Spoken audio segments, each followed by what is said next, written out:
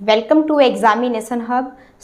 यहाँ पर जो है हम बहुत ही बेहतरीन क्लासेस करने वाले हैं और ये जो बेहतरीन क्लासेस है वो है हमारी एसएससी जेडी कांस्टेबल 2024 और 2025 एग्जाम्स की। ठीक है, जैसे मैंने आपको बताया था जब हम यहाँ पे एसएससी जेडी की जीके जीएस की ठीक है क्लासेस कर रहे थे, तो उस टाइम मैंने आपको बताया था कि अभी जो है आपके यहाँ पे चैप्टर वाइज हिंदी ग्रामर की क्लासेस भी स्टार्ट होगी। और भाई मैं आपको बता दूँ, लास्ट में हम इसके साइक्यू भी करेंगे। देखो स्टार्टिंग में जो है कंटेंट रहेगा और लास्ट में इसके सारे हम जो है इम्पोर्टेंट जो भी एमसीक्यूज होंगे वो करेंगे, वो जो है करेंगे। ठीक है, आज के सेशन में हम करने वाले हैं वर्णमाला का फर्स्ट चैप्टर। और भाई वर्णमाला के फर्स्ट चैप्टर में हम सबसे पहले समझेंगे वोवेल्स क्या होते हैं, स्वर क्या होते हैं, उनके कितने टाइप्स होते हैं, कौन कौन से होते हैं, यहाँ से किस तरह से क्वेश्चंस बन सकते हैं और इसके जितने भी एमसीक्यूज है जो कि जिस तरह से पूछा जा सकता है एग्जाम में। ठीक है, वो चाहे आपके इजी लेवल हो या फिर हार्ड लेवल हो, वो सारे ही यहाँ पे क्वेश्चंस भी मैंने यहाँ पे लास्ट में, ठीक है, लास्ट में सारे क्वेश्चंस भी इंक्लूड किए हैं। तो पहले हम कंटेंट समझेंगे, फिर लास्ट में हम जो है साइक्यू समझेंगे बहुत ही बेहतरीन तरीके से। ठीक है, तो चलिए फिर अभी स्टार्ट कर दे रहे हैं आपका बिना टाइम वेस्ट के यहाँ पर। और ये जो यहाँ पे क्लासेस रहेगी बहुत बेहतरीन क्लासेस है, ठीक है आपकी। स्क्रीन पर जैसा आप देख पा रहे हैं कि आज जो है हम पढ़ने वाले हैं हिंदी में फर्स्ट चैप्टर है वर्णमाला। ओके, अब देखो हिंदी में जो फर्स्ट चैप्टर रहता है आपका वर्णमाला, यहाँ से बिल्कुल आपके एक दो क्वेश्चन जरूर बनता है एग्जाम्स में, है ना। अब यहाँ पर ये जो आपका वर्ण और वर्णमाला है ये क्या होता है, देखो वर्णों के जो क्रमबद्ध एवं व्यवस्थित जो रूप होते हैं उसे क्या कहते हैं, वर्णमाला कहते हैं, है ना। अब ये देखो क्या कहा है, क्रमबद्ध और व्यवस्थित, है ना। ठीक है, अगर हम इसकी बात करें कि जो ये क्रमबद्ध होता है ये क्या होता है भाई, जो क्रमबद्ध होता है इसका मतलब होता है जो वर्ण जहां आता है उसे उसी स्थान पर रखना, जैसे कि कै ख ग। देखो अगर मैं आपको सिंपली लैंग्वेज में यहाँ पे समझाऊं कि मैंने बताया क्रमबद्ध का मतलब होता है जो वर्ण जहां पे आएगा उसे उसी के स्थान पर रखा जाएगा। अब ये तो नहीं कि देखो हिंदी में जो है कै, है ना, हिंदी में कै और कै के बाद में आप क्या रख दो, डे रख दो, डे के बाद में आप क्या रख दो, चे रख दो, चे के बाद में आप क्या रख दो, ये रख दो, या फिर ये के बाद में आप क्या रख दो, वह रख दो। तो आप मुझे बताइए क्या ये इसका क्रमबद्ध रूप है, क्या ये क्रमबद्ध है, सॉरी क्या ये क्रमबद्ध रूप है, ठीक है, कुछ भी भूल जाता है, ठीक है, सॉरी, क्या यहाँ पर ये क्रमबद्ध रूप है। तो आप कहेंगे बिल्कुल मैम ये क्रमबद्ध रूप नहीं है। अब क्यों नहीं है आप मुझे बताइए कि कै के बाद में डे आएगा, क्या डे के बाद में चे आएगा, फिर ये आएगा या फिर वह आएगा, नहीं, कै के बाद में ख ही आएगा, बिल्कुल कै के बाद में क्या आएगा, ख ही आएगा। जैसे कि यहाँ पर ए के बाद में क्या आता है, बी ही आता है। अगर आप ए के बाद में कहेंगे नहीं जेड आ गया, सी के बाद में कहेंगे कि नहीं एम आ गया, तो बिल्कुल नहीं होगा, वो हमारी यहाँ पे जो है राइट ग्रामर नहीं होगी, वो राइट व्याकरण नहीं होगी, है ना। क्रमबद्ध रूप का मतलब यही होता है जो कि क्रम से लिखा जाता है, जैसा कि कै के बाद में ख ही आएगा, ख के बाद में ग ही आएगा। और जैसे यहाँ पर ए के बाद में आ आता है, आ के बाद में ई आता है, छोटी वाली ई के बाद में बड़ी ई आता है। तो इसी तरीके से यहाँ पे कहा गया है जो क्रमबद्ध होता है, क्रमबद्ध का मतलब वही होता है जिसको कि क्रम के ही अनुसार लिखा जाता है। और व्यवस्थित, बिल्कुल देखो व्यवस्था के अनुसार, कैसे व्यवस्था के अनुसार, किसी का नाम है, किसी का नाम है मोहन, है ना, किसी का नाम क्या है, मोहन, ये क्या है, एक व्यवस्थित रूप में है। मैंने लिखा इसको मोने है, क्या लिखा, मोने है। तो आप मुझे बताइए क्या ये इसका व्यवस्थित रूप हुआ, क्या ये इसका क्रमबद्ध व्यवस्थित रूप हुआ, नहीं। नाम है मोहन, क्या है नाम, मोहन, तो मो में न से पहले है आएगा तब क्रमबद्ध व्यवस्थित एक शब्द बनेगा यहाँ पे, ठीक है। तो मोहन में अगर मैंने मोने है लिख दिया, ये कोई क्रमबद्ध व्यवस्थित रूप शब्द नहीं है, बल्कि जो मोहन है ये अपने आप में एक क्रमबद्ध व्यवस्थित क्या है, रूप है। अगर मैं है तो मैं के बाद में है ही आएगा, अगर है तो है के बाद में न आएगा, न से पहले आप जो है यहाँ पर मैं नहीं रख सकते और मैं के बाद आप डायरेक्ट न नहीं ले सकते, क्योंकि ये क्रमबद्ध और व्यवस्थित यहाँ पे शब्द है, तो उसी के अनुसार यहाँ पे हमें चलना होगा। तो बिल्कुल आप मुझे बताइए प्लीज, क्या आपको इस एग्जाम्पल से सब कुछ क्लियर है कि नहीं है, क्या आपको इस एग्जाम्पल से सब कुछ क्लियर है। तो हमने पढ़ा कि वर्ण और वर्णमाला क्या होता है। देखो अब तक आपने जितनी भी जो भी किसी की भी क्लास ली होगी, ठीक है, उससे हटकर बिल्कुल और एक कह सकते हैं ना कि बहुत ही जो है बेहतरीन तरीके से और बिल्कुल जो है मस्ती से करने वाले, मस्ती की क्लासेस है बेहतरीन तरीके से। कोई यहाँ पे जो है ये नहीं कि भाई कुछ भी इशू है, ठीक है, कुछ भी अगर आपका डाउट्स है तो आप मुझे टेलीग्राम पर भी मैसेज करके पूछ सकते हैं, या फिर यहाँ पे व्हाट्सएप का भी ग्रुप लिंक दिया गया है नीचे डिस्क्रिप्शन में, ठीक है, वहाँ पे पूछ लेना, या फिर आप मुझे जो है ठीक है यहाँ पर भी नीचे इस वीडियो के कमेंट बॉक्स में करके कोई भी आपका डाउट्स होगा तो आप क्लियर कर सकते हैं। तो वर्णों का जो क्रमबद्ध और जो व्यवस्थित रूप होता है उसे वर्णमाला कहते हैं। इतनी बात क्लियर हुई। क्रमबद्ध मैंने आपको बताया किस का मतलब क्या होता है, क्रमबद्ध का मतलब क्या होता है कि कै के बाद में ख ही आएगा, कै के बाद में च नहीं आ सकता, च के बाद में र नहीं आ सकता, क्योंकि वो क्रमबद्ध रूप नहीं है। व्यवस्थित भी मैंने आपको बता दिया। अब हम बात करते हैं वर्णमाला के कितने भाग होते हैं। वर्णमाला के जो भाग होते हैं वो 2 होते हैं। वर्णमाला कितने टाइप्स का होता है, वर्णमाला जो है 2 टाइप्स का होता है। वर्णमाला कितने टाइप्स का होता है, वर्णमाला 2 टाइप्स का होता है ना। एक तो होता है आपके यहाँ पे स्वर और एक होता है व्यंजन। स्वर को हम वोवेल्स कहते हैं और व्यंजन कॉन्सोनेंट्स होता है ना भाई। देखो आप अगर इंग्लिश के भी बंदे होंगे तो थोड़ा हम इंग्लिश में बता देते हैं ना, इतना तो बनता ही है। चलिए, तो यहाँ पर अगर वर्णमाला के भाग की बात करें तो एक तो होगा इसमें स्वर होगा, एक होगा व्यंजन। आज जो हम पढ़ने वाले हैं वो पढ़ेंगे किसको, व्यंजन, सॉरी स्वर को। आज हम पढ़ेंगे स्वर को, बिल्कुल स्वर की आज ये आपकी पूरी वीडियो है और नेक्स्ट जो पार्ट आएगा वो व्यंजन पे आएगा। आज स्वर के इंपॉर्टेंट यहाँ पे कंटेंट है और इसके बाद में यहाँ पर जो है हमने इसके कुछ इंपॉर्टेंट साइक भी रखे हुए हैं, ठीक है, एमसीक्यूज भी जो है रखे हुए हैं। तो अब जैसे आप यहाँ पे थोड़ा साइड में भी देख सकते हैं, मैंने यहाँ पर इमेज भी आपको जो है समझाने के लिए ली हुई है। अगर आप यहाँ पर भी हिंदी वर्णमाला की बात करें, देखो हिंदी वर्णमाला अपने आप में एक क्या है, क्रमबद्ध है और एक क्या है, एक व्यवस्थित रूप है इसका, है ना। आप यहाँ पे इस तरीके से भी थोड़ा इमेज से भी सजेशन हो सकते हैं। चलिए अगर आगे बढ़ते हैं भाई, आगे देखो। अब पहले हम स्वर को पढ़ने से पहले थोड़ा कुछ और इम्पोर्टेंट होता है आपका हिंदी में, है ना, उसको भी पहले थोड़ा हम जान लेते हैं। स्वर को हम बाद में जो है यहाँ पे स्टार्ट करेंगे, पहले कुछ इंपॉर्टेंट पॉइंट्स है जो कि जानना बेहद आपके लिए लाभदायक है, ठीक है, और आवश्यक भी है। अगर हम इंपॉर्टेंट पॉइंट्स देखें तो अगर हम आपसे पूछे कि लिखित भाषा की सबसे छोटी इकाई क्या होती है, वर्ण होती है। क्या होती है, देखो इस तरह से बनता है ना, टाइपिंग में मिस्टेक है, इस तरह से क्या होती है, वर्ण होती है। अगर बात करें लिखित भाषा की, लिखित यानी कि लिखने वाला, अगर आप जो है लिख करके बता रहे हैं तो लिखित अगर भाषा की पूछे, है ना, अगर लिखित भाषा की सबसे छोटी इकाई पूछे तो होगी वर्ण। और यहीं पर अगर लिखित भाषा की सबसे बड़ी इकाई पूछे, किसकी, देखो अगर लिखित भाषा की सबसे बड़ी इकाई पूछे तो क्या होगी, भाषा होगी, जो कि लैंग्वेज पर डिपेंड है। क्या, भाषा। देखो यहीं पर अगर लिखित भाषा की सबसे छोटी इकाई पूछे तो क्या होगी, वर्ण होगी। यहीं पर अगर लिखित भाषा की सबसे बड़ी इकाई पूछे तो भाषा होगी। और यहीं पर अगर लिखित भाषा की सबसे छोटी इकाई तो आपकी वर्ण हुई। अगर यहीं पर मौखिक भाषा की सबसे छोटी इकाई पूछे, क्या पूछे, मौखिक भाषा की अगर यहीं पर सबसे छोटी इकाई पूछे, मौखिक भाषा की अगर यहीं पर जो है सबसे छोटी इकाई पूछे मौखिक भाषा की तो क्या होगी, वो होगी ध्वनि। क्या होगी, वो होगी ध्वनि। ओके, अगर आपसे मौखिक भाषा की सबसे छोटी इकाई यहाँ पे पूछा जाए तो ध्वनि होगी, और अगर लिखित भाषा की सबसे छोटी इकाई पूछी जाए तो वर्ण होगी, और अगर लिखित भाषा की सबसे बड़ी इकाई पूछी जाए तो भाषा होगी। अब बिल्कुल टेंशन मत लीजिए, नीचे यहाँ पे बिल्कुल सब कुछ समझाने के लिए रखा हुआ है। देखो सबसे बड़ी व छोटी किस तरीके से, अगर हम नीचे से ही देखते हैं तो भाई सबसे छोटी होती है वर्ण। सबसे छोटी क्या है, वर्ण। फिर इस वर्ण से जो थोड़े सेकंड नंबर पर आएगा वो आएगा शब्द। क्या आएगा, शब्द, यानी कि वर्ण, ठीक है। वर्ण लिया हमने ए, वर्ण हमारा क्या हुआ, एक मिनट। अब अगर यहाँ पे हम वर्ण की बात करें तो वर्ण जैसा ए हुआ, है ना, कुछ भी ले लेते हैं, के हुआ, जे हुआ, मैंने ऐसे ही लिए एग्जाम्पल्स, ठीक है। अगर हम यहाँ पे शब्द की बात करें, देखो ये सबसे छोटी है, शब्द की बात करें तो शब्द जैसे हमने बना दिया आम। क्या बना दिया, आम। यहीं पर अगर वाक्य बनाओ आप इसको कि, ठीक है, आप कुछ भी इसका जो है वाक्य बनाइए, है ना, बताइए आप, एक बार बताइए आप इसका क्या वाक्य बना सकते हैं, कमेंट बॉक्स में जरूर बताइए हमें, ठीक है। जैसे मैंने बता दिया आपको,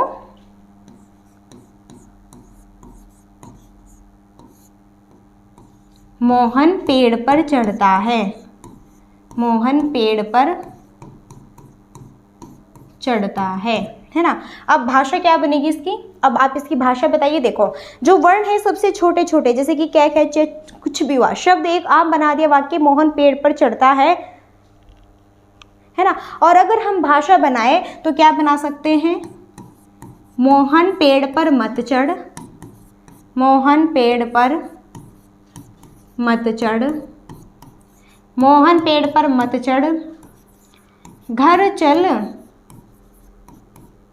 घर चल खाना खाना है, घर चल खाना खाना खाना है, ओके इस तरीके से।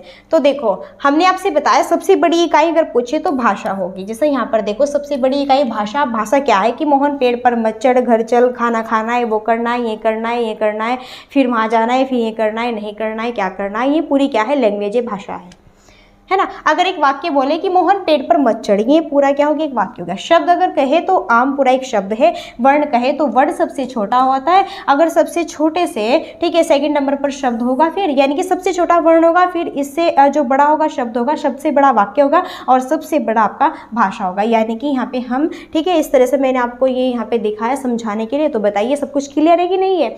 सो प्लीज़ फटाफट बताइए क्या सब कुछ क्लियर है कि नहीं। ये special SSC GD constable 2024 Hindi की बेहतरीन क्लासेस, ठीक है बेहतरीन क्लासेस, मस्ती से पढ़ेंगे सब कुछ, मस्ती से सब कुछ पढ़ेंगे यहाँ पर, ठीक है। कोई भी यहाँ पे जो है कोई इशू नहीं है कि यहाँ पे जो है आप जो है हिचकिचाओ या फिर कुछ भी पूछना है तो आप मुझे जो है नीचे कमेंट बॉक्स में कुछ भी पूछ सकते हैं। ओके चलो अब जैसा आप सब जानते हैं कि भाई यहाँ पे ये भी पूछा जाता है कि हिंदी की जो यहाँ पे लिपि है वो कौन सी है, ठीक है। लिपि चिन्ह से भी एक क्वेश्चन जरूर बनता है। तो लिपि चिन्ह की अगर बात करें तो भाई प्रत्येक भाषा की अपनी क्या होती है लिपि होती है जिसमें उसे भाषा को लिखा जाता है, बिल्कुल है ना, सिंपल है।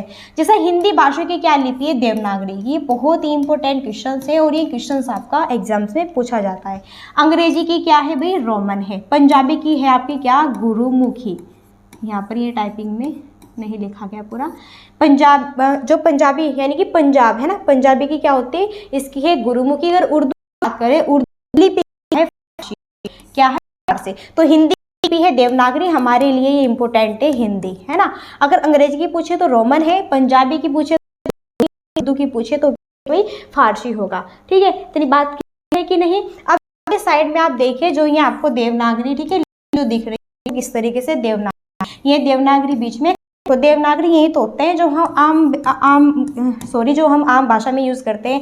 ए है कुछ भी लिख दो, कुछ भी मोहन है ना, कुछ भी लिख रहे हैं हम है ना, कुछ भी हम जो है यहाँ पर लिख रहे हैं है ना, कुछ भी हम जो है लिख रहे हैं।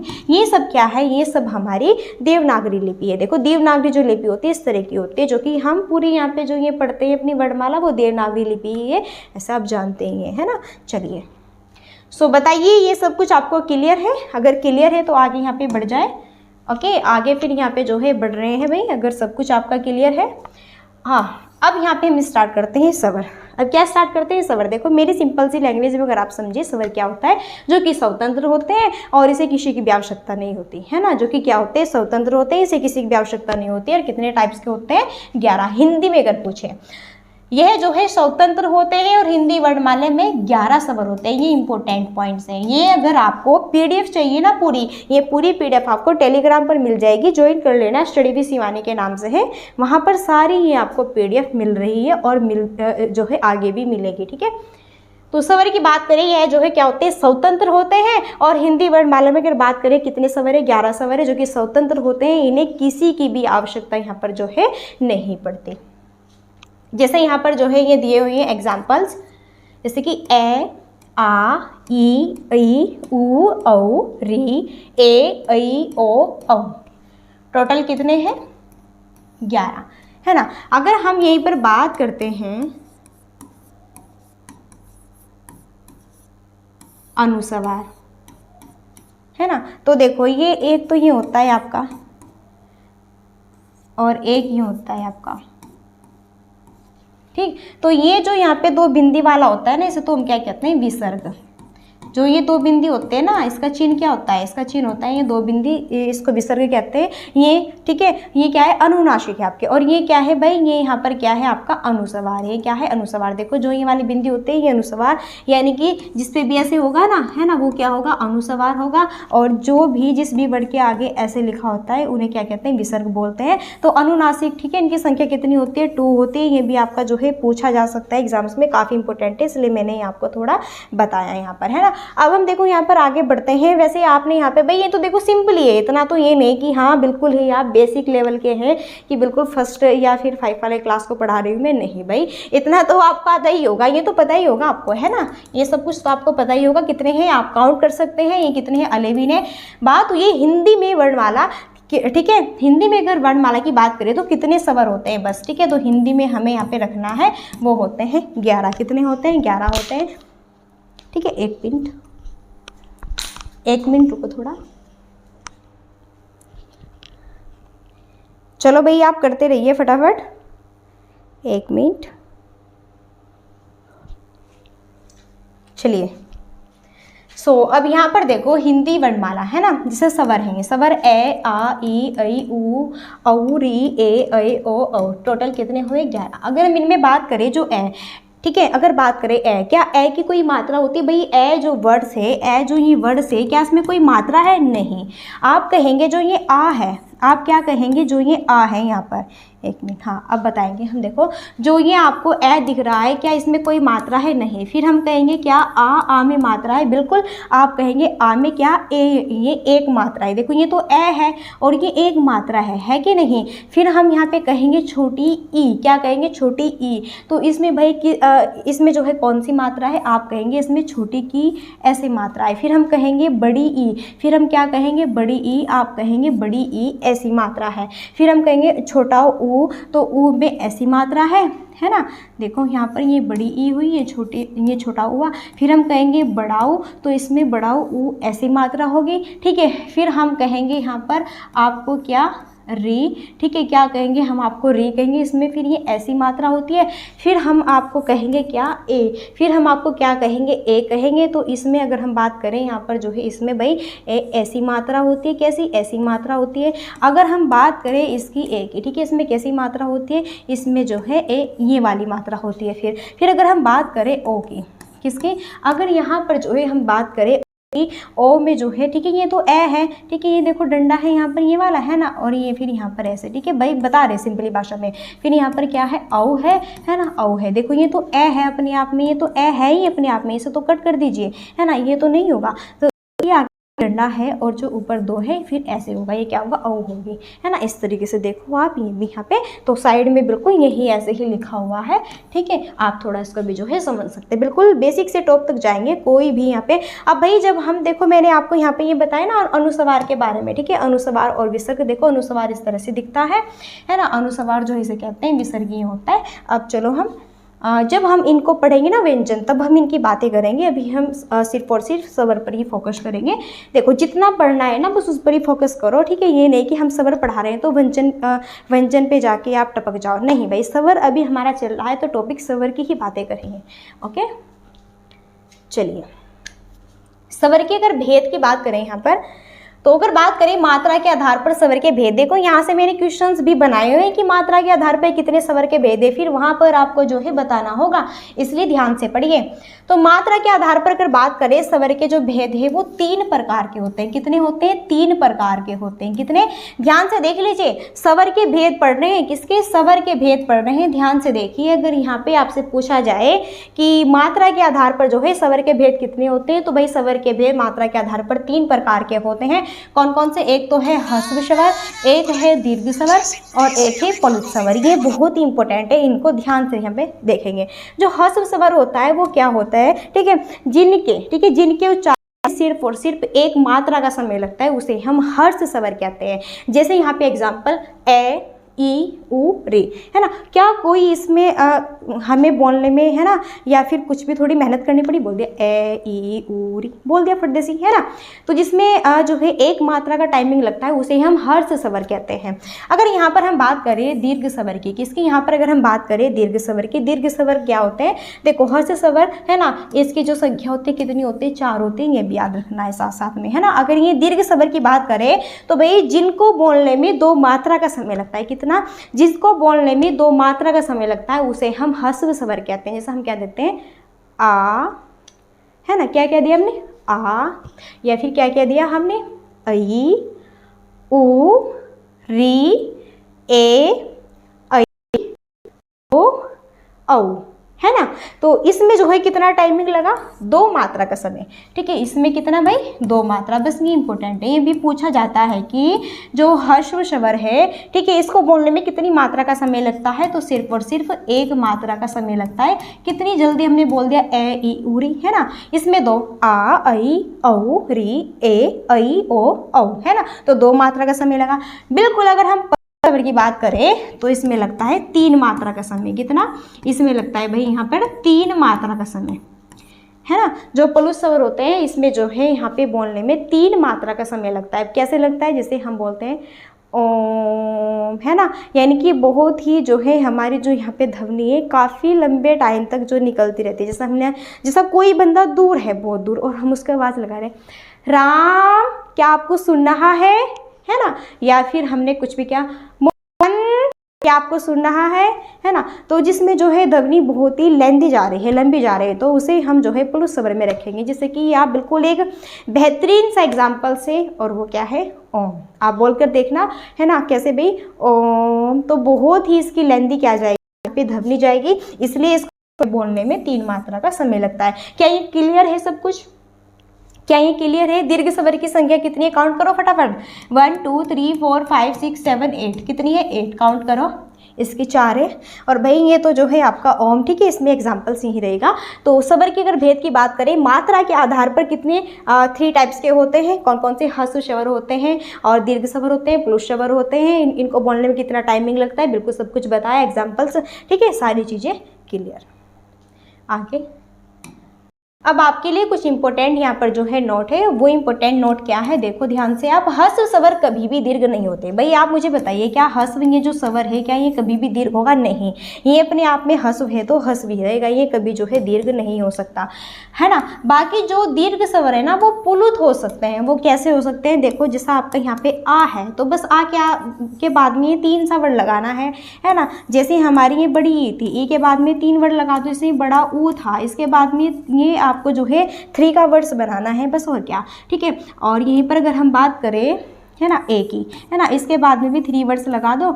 और अगर हमने ये बात करी, है ना, ये सारे हमारे क्या है, ये सारे हमारे दीर्घ वर्ड्स है ना, इनके बाद में ये आप 3 वर्ड्स ऐसा लगा दो इस तरीके से, ठीक है, तो ये प्लुत भी आएंगे। अगर हम बात करी ओ, तो इसके बाद में 3 वर्ड्स लगा दो, तो ये भी आपका प्लुत बन गया। अगर हमने बात करी आओ, तो इसके बाद में ये 3 वर्ड्स लगा दो, तो क्या बन गया, भी आपका जो है यहाँ प्लुत बन गया, है ना। इतनी बात के लिए तो देखो भाई, सभी दीर्घ स्वर प्लुत हो सकते हैं, लेकिन जितने भी ह्रस्व स्वर हैं वो यहाँ पे जो है आपके क्या कहेंगे हम, दीर्घ नहीं हो सकते। क्या नहीं हो सकते, वो आपके दीर्घ नहीं हो सकते, ठीक है। इतनी बात क्या आपको क्लियर है, सो प्लीज़ आप मुझे बताइए। और ये मैंने एग्जाम्पल्स के थ्रू आपको बताया कैसे हो सकते हैं, ओके, क्यों हो सकते हैं ये भी बता दिया।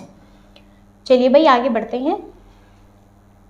चलो, अगर हम बात करें जीवा की उच्चारण स्थिति के आधार पर स्वर के भेद, अभी तो हमने पढ़ा क्या, मात्रा के आधार पर जो स्वर के यहाँ पे टाइप्स होते हैं, कितने होते हैं, 3 होते हैं, कौन कौन से हमने पढ़ा। यहाँ से क्वेश्चंस मैंने लिए हुए हैं, बिल्कुल वहाँ पर देखूंगी कि आप कितना पढ़ रहे हैं, कितना पानी में, या फिर बस आप लोग यहाँ पे जो है मस्ती में ऐसे ही बैठे हुए और बस जो है वीडियोस को ओपन करके रख रखा है, नहीं, है ना। कॉपी पेन उठाओ, और जो क्लास आपको पेड कोर्स में मिलती है ना, वो आपको क्लासेस यहाँ पे बिल्कुल फ्री मिलेगी यूट्यूब पे, ठीक है।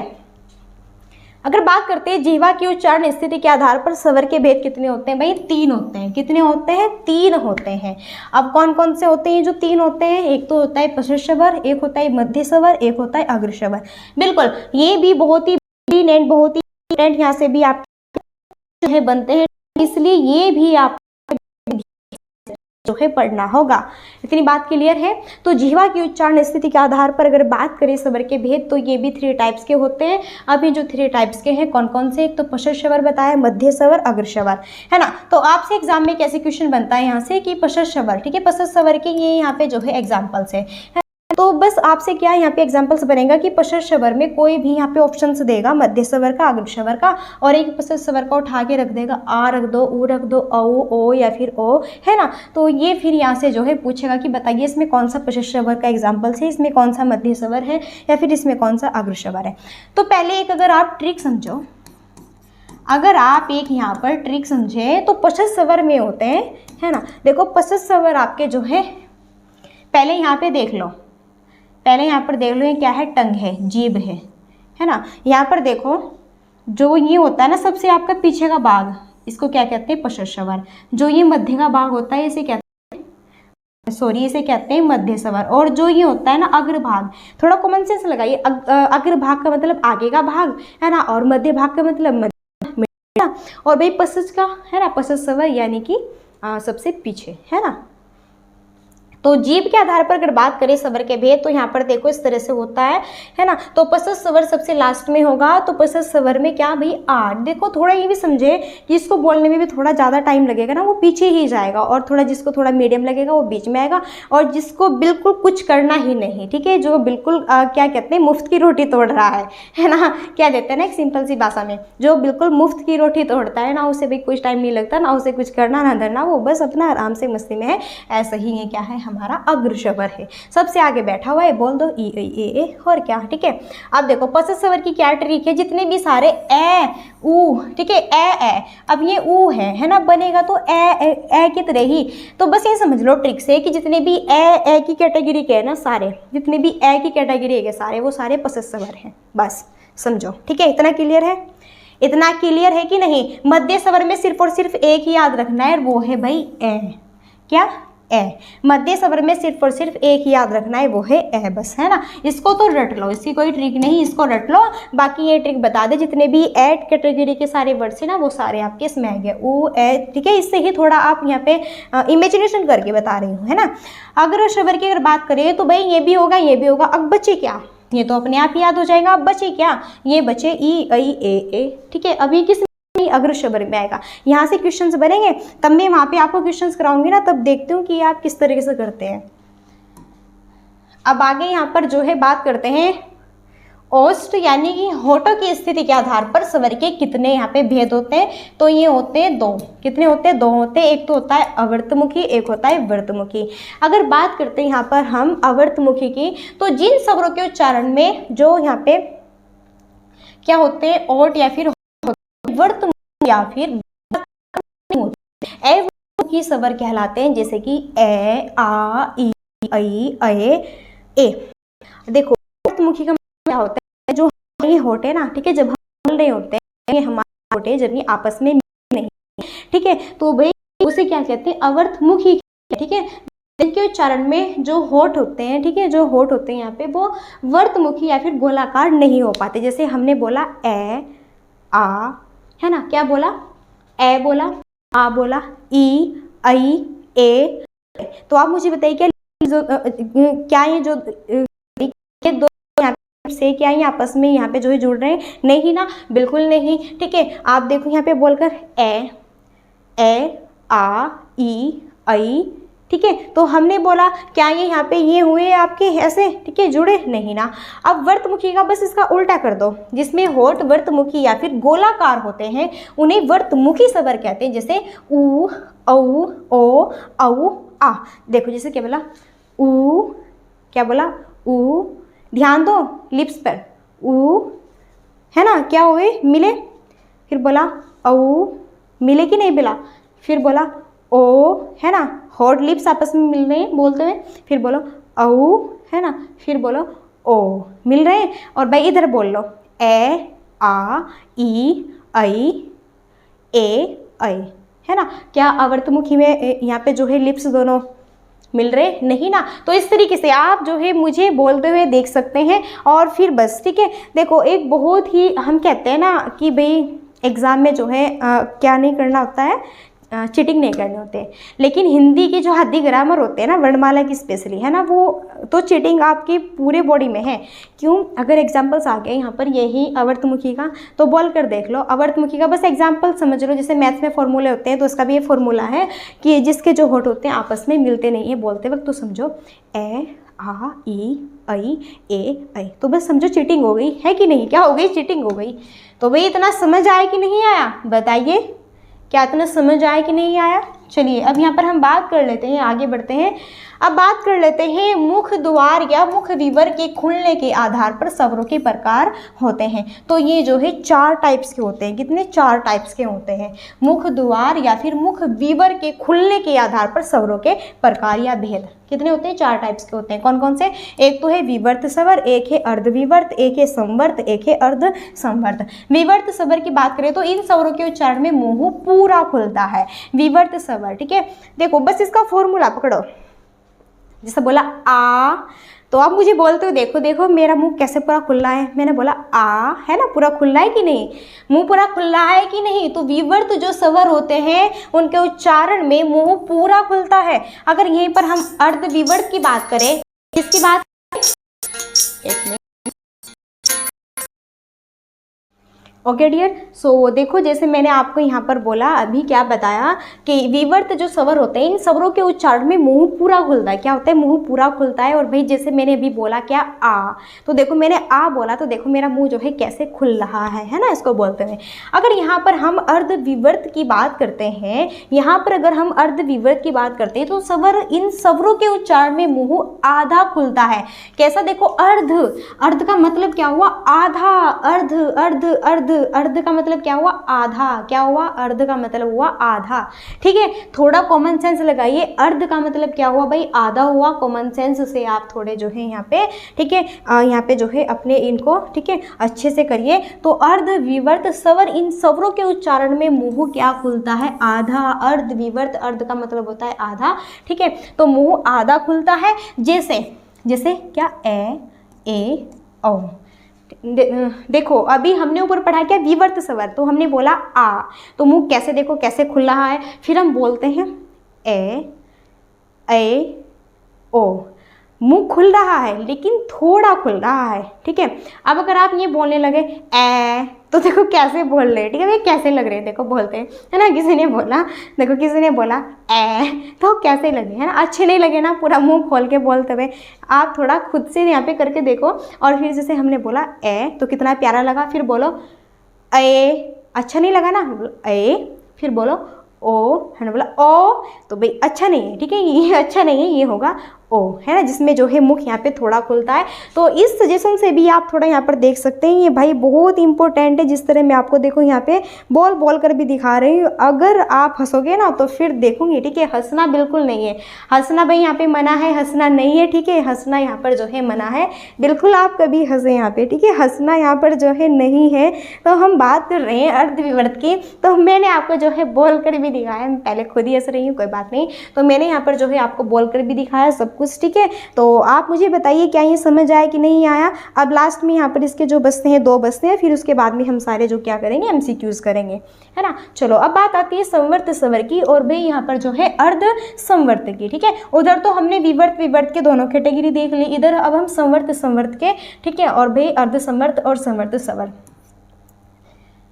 इन स्वरों के उच्चारण में मुंह सबसे कम खुलता है। देखो उधर तो कम खुला था, लेकिन इधर बिल्कुल ही कम खुलेगा। इधर क्या?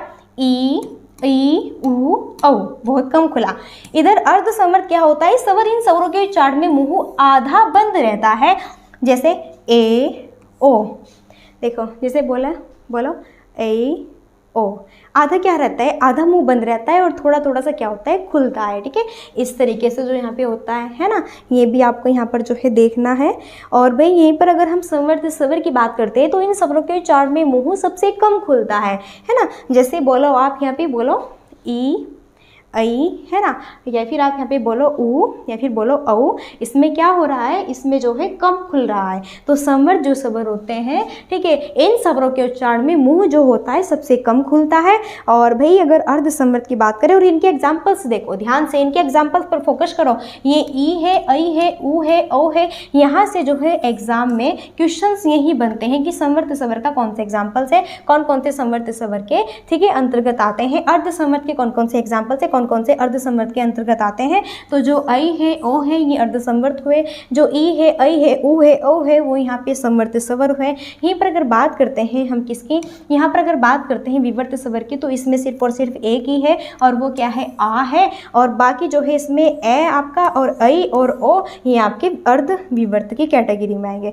है ना। बाकी 11 के 11 सब कुछ यहाँ पे जो है आपके ये, ठीक है, डिवाइड हो गए। देखो अब यहाँ पर जो है आपके स्टार्ट होते हैं MCQs। अब यहाँ से क्या स्टार्ट होते हैं एमसीक्यूज। मैंने आपको बताया था ना कि हम साइक्यू प्लस यहाँ पे कंटेंट दोनों चीज़ों को करेंगे। सो भाई यहाँ पर हमने कंटेंट तो कर लिया, अब यहाँ पर जो है स्टार्ट हो जाते हैं आपके साइक्यू, जो कि बहुत ही बेहतरीन वाले इंपॉर्टेंट क्वेश्चन यहाँ पे स्टार्ट हो जाते हैं। अब देखो हमने क्या पढ़ा, हमने यहाँ पे जो है क्या पढ़ा आज फर्स्ट चैप्टर में, हमने फर्स्ट चैप्टर में यहाँ पर पढ़ा वर्णमाला, और वर्णमाला में हमने क्या पढ़ा आज स्वर के बारे में पढ़ा, वोवेल्स के बारे में पढ़ा। सो इस कैटेगरी के जितने भी इंपॉर्टेंट यहाँ पर आपके साइक्यू बनेंगे, एमसीक्यूज बनेंगे, ठीक है, वो हम सारे जो है अब करने वाले हैं, वो हम सारे अब करने वाले हैं। सो बिल्कुल लास्ट तक बने रहिएगा आप हमारे साथ में, देखते हैं कि किस किस तरह के क्वेश्चन बन सकते हैं आपके एग्जाम्स में। थोड़ा हम यहाँ पर अब जो है कलर को चेंज कर लेते हैं। ओके चलो हमने कलर चेंज कर लिया।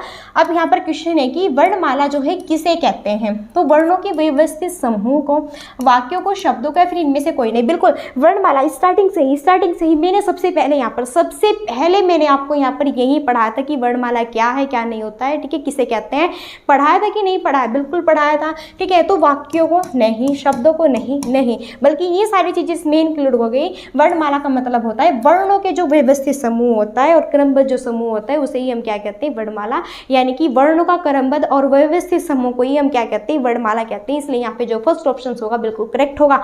आप प्लीज मुझे बताइए क्या मैंने आपको स्टार्टिंग में वर्णमाला में ये बताया था कि नहीं बताया था, और एग्जांपल्स के थ्रू सब कुछ बताया था। ओके इसलिए फर्स्ट ऑप्शन करेक्ट होगा। अब यहाँ पर क्वेश्चन नेक्स्ट, एक मिनट थोड़ा, चलिए हाँ ये है सेकंड क्वेश्चन है, भाषा की सबसे छोटी इकाई क्या है। ये भी मैंने आपको बताया था, भाषा की सबसे छोटी इकाई जो है क्या है, सबसे छोटी इकाई बताना है, शब्द है, वाक्य है, ध्वनि या वर्ण है, या फिर इनमें से कोई नहीं। तो भाई भाषा की अगर सबसे छोटी इकाई की बात करें तो फिर ध्वनि और वर्ण दोनों होगा, क्योंकि ना तो यहाँ पर बात हुई लिखित की ना बात हुई मौखिक की। अगर आपसे ये क्वेश्चन बनता है कि लिखित भाषा की जो सबसे छोटी इकाई होती है, लिखित भाषा की सबसे छोटी इकाई, तो होगा वर्ण। क्या होगा, वर्ण। जैसे मैं लिख के बता रही हूँ तो ये क्या है, वर्ण है। जैसे मैं लिख कर बता रही हूँ सबसे छोटी इकाई है, तो ये होती है वर्ण, क्या, लिखित भाषा की। अगर मैं यहीं पे पूछूं कि मौखिक भाषा की, अगर मैं यहीं पर आपसे पूछूं कि मौखिक भाषा की सबसे छोटी इकाई, तो वो होती है ध्वनि। क्या होती है, ध्वनि। आपने मुझसे पूछा कि मौखिक भाषा की सबसे छोटी इकाई ध्वनि क्या होती है, कुछ एग्जाम्पल से बताइए। मैंने बताया ए, मैंने बताया कै, मैंने बताया कै, तो ये क्या है, ध्वनि है, जो कि मैं बोल रही हूँ, लिख कर नहीं बता रही हूँ, बोल कर बता रही हूँ। तो भाई मौखिक भाषा की क्या हुई, ध्वनि। और अगर यहाँ पे ये क्वेश्चन बनता है कि भाषा की सबसे छोटी इकाई, तो भाषा की सबसे छोटी इकाई, ठीक है, इसमें ना तो लिखित आया ना इसमें मौखिक आया, इसमें दोनों इंक्लूड है, तो फिर क्या होगी, इसमें ध्वनि भी होगी और वर्ण भी होगा। इसलिए यहाँ पर सी ऑप्शन हमारा करेक्ट होगा। सो प्लीज़ बताइए समझ आया कि नहीं आया, प्लीज़ नीचे कमेंट बॉक्स में बताइए क्या आपको ये जो है यहाँ पे समझ आया कि नहीं आया, ये आपको समझ आया कि नहीं आया। आगे बढ़ते हैं, आगे बेहतरीन यहाँ पर बेहतरीन क्वेश्चन है, वर्णों के कितने प्रकार होते हैं, 4 है, 3 है, 6 है, 2। वर्णों के कितने प्रकार बताए थे मैंने, वर्णमाला के कितने प्रकार बताए थे मैंने आपको, बताइए। वर्णमाला के मैंने आपको यहाँ पे जो है प्रकार बताए थे कितने, 2। दिखाती हूँ, यहाँ पर देखिए वर्णमाला के मैंने आपको 2 प्रकार बताए थे। यहाँ पर ये फर्स्ट पेज पर, यहाँ पर देखो यहाँ पर क्वेश्चंस आया कि नहीं आया। यहाँ पर देखो वर्णमाला के प्रकार हो या फिर भाग हो, कितने, 2, स्वर और व्यंजन। कौन कौन से, स्वर और व्यंजन। अब यहाँ पर चलते हैं, क्वेश्चंस क्या था, वर्णों के कितने प्रकार है, क्वेश्चंस क्या था भाई, वर्णों के जो है कितने यहाँ पर प्रकार है, तो कितने बनेंगे, 2। कितने बनेंगे यहाँ पर, 2 बनेंगे। कितने बनेंगे यहाँ पर, 2 बनेंगे। कौन कौन से, अभी देखा बैक हमने, क्या, स्वर और व्यंजन। अभी देखा बैक हमने क्या, कौन कौन से होते हैं, 2, वो होते हैं स्वर होते हैं और क्या होते हैं, व्यंजन होते हैं। बिल्कुल ठीक है, ध्यान से जो पढ़ाया सिर्फ और सिर्फ वही कराऊंगी, जो पढ़ाया सिर्फ और सिर्फ वही क्वेश्चंस कराऊंगी, बाकी नहीं, जो पढ़ाऊंगी वही क्वेश्चंस कराऊंगी। अब अगर बात करते हैं यहाँ पर हम कि हिंदी भाषा में स्वर मूलतः कितने होते हैं, बताओ मैंने कितने बताए थे, 12, 11, 15 या 18। तो हिंदी भाषा में स्वर मूलतः मैंने कितने बताए थे आपको, 11 बताए थे कि नहीं बताए थे, बिल्कुल बताए थे। आगे अब यहाँ पर टाइम नहीं लगाना। अब फिर यहाँ पर देखते हैं अयोगवाह, ठीक है, वहाँ पे अनुनासिक नहीं, वो मैंने गलत बोल दिया था उधर जो है थोड़ा आपका, ठीक है, वो होते हैं अयोगवाह की संख्या जो है कितनी होती है, 3 है, 4 है, 2 है या फिर 1। तो देखो मैं वहाँ पे जो है अनुनासिक नहीं, भाई अनुनासिक तो आपके वो लास्ट वाले ये होते हैं, ठीक है, ये होते हैं आपके अनुनासिक, है ना, ये होते हैं आपके अनुनासिक, है ना। वो उधर जो है मुझसे थोड़ा गलती से मिस्टेक्स में आपका अनुनासिक बोला गया था, वो अनुनासिक नहीं, वो होते हैं अयोगवाह। क्या, अयोगवाह कितने होते हैं, 2 होते हैं। एक तो ये, ठीक है, और एक ये, इसको हम क्या कहते हैं, जो ये होते हैं ना, ये जो होते हैं ना, इसे हम क्या कहते हैं, इसे कहते हैं अनुस्वार। अनुस्वार ये होते हैं आपकी अयोगवाही कैटेगरी के, है ना। कितने होते हैं, 2 होते हैं, एक तो अनुस्वार और एक क्या हुआ यहाँ पे, ये जो होते हैं ना, ये जो होते हैं ये किसकी कैटेगरी में आएंगे, विसर्ग की कैटेगरी में आएंगे, ठीक है। इस तरीके से वहाँ पे मुझसे गलती से बोला गया था, बल्कि जो ये 5 होते हैं ना, इनको कहते हैं हम अनुनासिक, इनको कहते हैं भाई, ये होते हैं आपके अनुनासिक यहाँ पर, है ना। सो उसके लिए सॉरी भाई, ये होते हैं अनुनासिक, है ना, हो जाता है कभी कभी, ठीक है। चलो कोई बात नहीं, आगे बढ़ते हैं। यहाँ पर स्क्रीन पर देखो नेक्स्ट क्वेश्चन है, मात्रा उच्चारण काल के आधार पर बताना है स्वरों की कितनी संख्या होती है। मैंने बिल्कुल आपको स्टार्टिंग में जब स्वर के भेद कराए थे ना, तो यही कराए थे, क्या यही कराए थे, मात्रा और उच्चारण काल के आधार पर स्वरों के, ठीक है, कितने भेद होते हैं, फिर कितनी संख्या होती है, 3, 5, 8 या फिर 4, कितनी होती है, 3 होती है। कौन कौन से बताए थे, फटाफट याद कीजिए। ह्रस्व स्वर बताया था, ह्रस्व स्वर बताया था, एंड दीर्घ यहाँ पे स्वर बताया था, एंड पुलुत यहाँ पर जो है स्वर बताया था कि नहीं बताया था, ओके। अच्छे से इनके एग्जाम्पल्स भी मैंने बताए थे।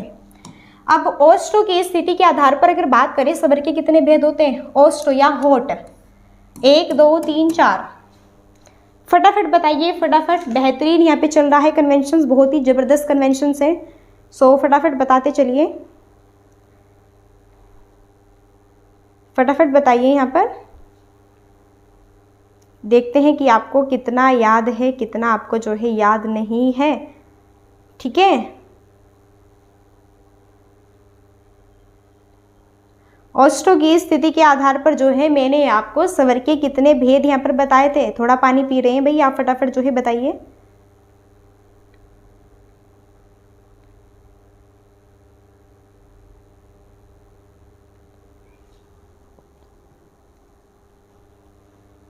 तो भाई होठों की या फिर ओष्ठों की बात करते हैं तो इसके आधार पर हमने 2 बताए थे, कौन कौन से, आवर्तमुखी और विवर्तमुखी, ठीक है। चलिए सॉरी आवर्तमुखी और एक क्या बताया था, वर्तमुखी, है ना। चलो नेक्स्ट है विवर्त नहीं, वर्तमुखी और एक आवर्तमुखी दोनों, है ना। अब शायद ये हो गया हमारा क्वेश्चन ओष्ठों की। हाँ, अब यहाँ पे नेक्स्ट क्वेश्चन है, देखो निम्नलिखित में से ह्रस्व स्वर नहीं है, इसमें बताना है निम्नलिखित में से कौन सा जो है ह्रस्व स्वर नहीं है।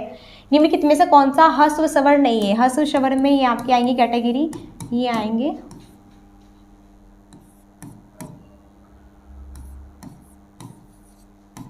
ठीक है, ये कैटेगरी आएंगी।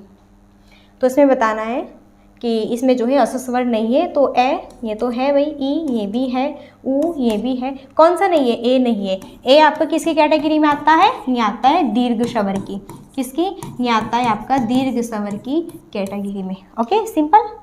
चलो नेक्स्ट, जिह्वा के भाग के आधार पर स्वर के आपको यहाँ पर जो है बताना है कि जिह्वा के भाग के आधार पर स्वर का एक प्रकार कौन सा नहीं है, पश्च, मध्य, संवर्त, अर्घ। तो भाई जिह्वा के भाग के आधार पर अगर हम बात करते हैं यहाँ पर जिह्वा के भाग के आधार पर, तो इसमें जो है आपके, ठीक है, स्वर का एक भाग नहीं है, बस आपको ये बताना है, ठीक है। और बिल्कुल मैंने आपको पढ़ाया था, जो जिह्वा के भाग के आधार पर अगर हम बात करें स्वर के कितने होते हैं भाग, तो होते हैं 3। कितने होते हैं, वो 3 होते हैं। इसमें पूछा है कौन सा नहीं है, एक तो पश्च स्वर होता है, एक मध्य स्वर होता है, एक अग्र स्वर होता है, लेकिन जो संवर्त है वो यहाँ पर नहीं होगा, संवर्त हमारा इसमें जो है नहीं आएगा। अब आप मुझे बताइए संवर्त जो है आपका किस में आएगा, ये आएगा मुख द्वार या विवर के आधार पर, ठीक है। चलिए आगे, निम्न में से कौन सा मध्य स्वर है, निम्न में से कौन सा मध्य स्वर है। भाई मैंने बताया था मध्य में जो बैठा हुआ है उसे थोड़ा सा टाइम लगता है मिडल में, ठीक है। तो बस आपका क्या आएगा यहाँ पे, ई, आ, ए या फिर त्रे, बताओ फटाफट। तो इसमें बस आपका ए आएगा, क्या आएगा, ए आएगा, ठीक है। निम्न में से कौन सा मध्य स्वर है, तो मध्य स्वर में क्या आएगा, ए आएगा, ओके। चलो नेक्स्ट क्वेश्चन है, जिन स्वरों के उच्चारण करने में ह्रस्व स्वर से 3 गुना समय यहाँ पे लगता है, उन्हें हम ठीक है। उन स्वरों को क्या कहते हैं, वैदिक दीर्घ स्वर, पैतृक या फिर पुलुत। देखो जिन स्वरों के उच्चारण करने में ह्रस्व स्वर से भी 3 गुना समय लगेगा, तो 3 गुना क्या निकल कर आया, 3 गुना। तो 3 गुना समय जो है किस में लगता है, 3 गुना जो समय किस वाली कैटेगरी में लगेगा भाई, वो लगेगा आपका प्लुत स्वर में, जिसे हम क्या कहते हैं, ओम। क्या कहते हैं, ओम, जिसको हम कहते हैं, जैसा हमने बोल दिया, ठीक है। तो इसमें लगता है ये आपका, ठीक, इतनी बात सिंपल है। तो क्या होगा, प्लुत स्वर इसमें लगेगा, है ना। अगर हम बात करते हैं ह्रस्व स्वर में तो 1 लगता है, दीर्घ में 2 मात्रा का लगता है, प्लुत स्वर में 3 मात्रा का लगता है। अब हम फास्ट तरीके से इसलिए करा रहे हैं क्योंकि मैंने पहले ही आपको पढ़ा दिया, मैंने पहले आपको चिल्ला चिल्लाकर अच्छे से बिल्कुल कंटेंट पढ़ाया। अब वो आपके ऊपर डिपेंड है कि आप किस तरीके से पढ़ते हैं। ह्रस्व व दीर्घ इनमें से किसके प्रकार है, स्वर, व्यंजन, वर्णमाला, संयुक्त व्यंजन। भाई ह्रस्व और दीर्घ इनमें से किसके प्रकार है, तो ये मैंने किसके प्रकार बताए, स्वर के तो बताए, व्यंजन की तो भी बात ही नहीं करनी, वर्णमाला, ठीक है, इसका मीन्स नहीं है, संयुक्त व्यंजन का मीन्स नहीं है। तो क्या है, स्वर के भाग है, ह्रस्व और दीर्घ किसके भाग है, स्वर के और प्लुत भी, ठीक है। क्या स्क्रीन पर आपको क्वेश्चंस दिख रहे हैं अच्छे से। नेक्स्ट आगे बढ़ते हैं। देखो इस तरीके से क्वेश्चन बनेंगे स्वर से। दिए गए विकल्पों में से आवर्तमुखी स्वर का उदाहरण कौन सा है, आवर्तमुखी, है ना। ओ होगा, आ होगा, हे होगा, ओ होगा। आवर्तमुखी किसका बताना है, आवर्तमुखी। आवर्तमुखी वही बोलकर देख लो जिसमें बोलते हुए जो आपके होठ होते हैं वो क्या होते हैं, टच नहीं होते हैं, ठीक है, गोल नहीं होते हैं। तो यहाँ पर क्या होगा, आ होगा, क्या होगा, आ। ओ देखो, ओ बोलते हुए मिल सी रही है तो नहीं है, ऊ ये भी मिल रहा है, ठीक है। चलिए तो बस यही थे आपके क्वेश्चंस, आगे है क्या, नहीं। तो भाई यही थे। आप मुझे जो है प्लीज़ बताइए कि यहाँ पर जो आज हमने किया क्या ये आपको समझ आया कि नहीं। देखो मैंने आपको स्टार्टिंग में ही बताया था कि यहाँ पर special SSC GD constable 2000 and 2025 जो एग्जाम्स है आपका, उसके लिए आपका हिंदी में 20 क्वेश्चंस बनेंगे। हिंदी में कितने क्वेश्चंस बनेंगे, 20 क्वेश्चंस बनेंगे। तो भाई 20 क्वेश्चंस यहाँ पे जो है ग्रामर के भी होंगे एंड जो है सामान्य हिंदी से भी रिलेटेड होंगे। पहले हम ग्रामर को चैप्टर वाइज, ठीक है, chapter wise content plus psycho यहाँ पे करेंगे और फिर लास्ट में हम जो है आपकी सामान्य हिंदी में बीच बीच में लाते रहेंगे 1-2 वीडियोस, ठीक है, उसका भी लेके आपकी जो है कंप्लीट कराएंगे उसको भी, ठीक है।